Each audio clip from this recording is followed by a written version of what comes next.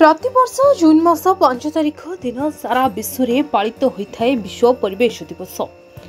आज विश्व परिवेश दिवस अवसर में जंगल परिवेश और जलवायु परिवर्तन विभाग जिला प्रशासन पक्षर गजपति जिले में जिला स्तरीय विश्व परिवेश दिवस पालित हो अवसर में स्थानीय गुंडीचाबाड़ी एक स्वच्छता और सचेतनता पदयात्रा बाहरी वृंदावन पैलेस पर्यंत जाई सहर परिक्रमा करथिला।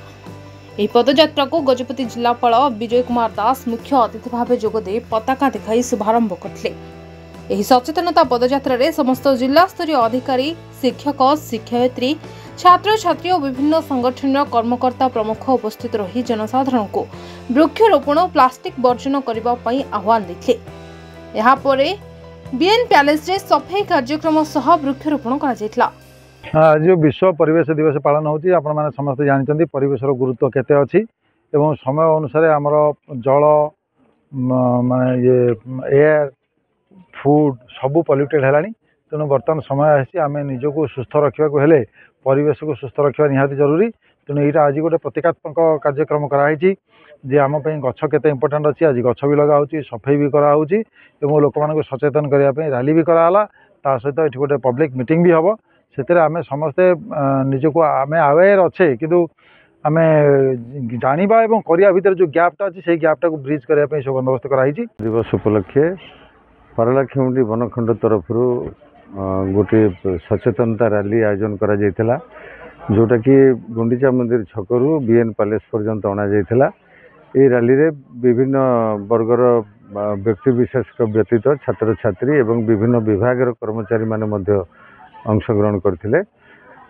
आजर दिन में आम यही वार्ता देवु जे परिवेश होची आमर जीवन सदृश तेणु परिवेश को सुरक्षा करने अर्थ निज को सुरक्षा करने निज समाज को सुरक्षा करने मानव समाज को सुरक्षा करने तेणु आजर दिन में मु समस्त को यही वार्ता देवी जे आम परिवेश को केवे प्रदूषित करवा नहीं परिवेश को आमर निज पई आम संरक्षित रखा।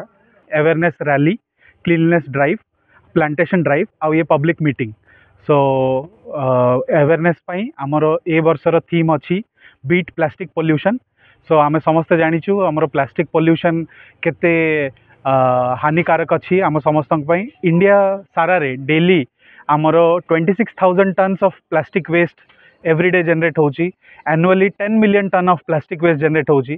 सो ये बाबद ए वर्षर ए बीट प्लास्टिक पोल्यूशन थीम रे से दिगरे अवेयरनेस करने फॉरेस्ट डिपार्टमेंट, एक्साइज डिपार्टमेंट, जिला आमर जिला परिषद, म्युनिसिपालिटी अन्य समस्त डिपार्टमेंट मिसिकी ए मिलित उद्यम रे ए आमर विश्व परिवेश दिवस कार्यक्रम आज आयोजन करा जायछि। Gajapati Vivekananda Behera report Hiranchal live.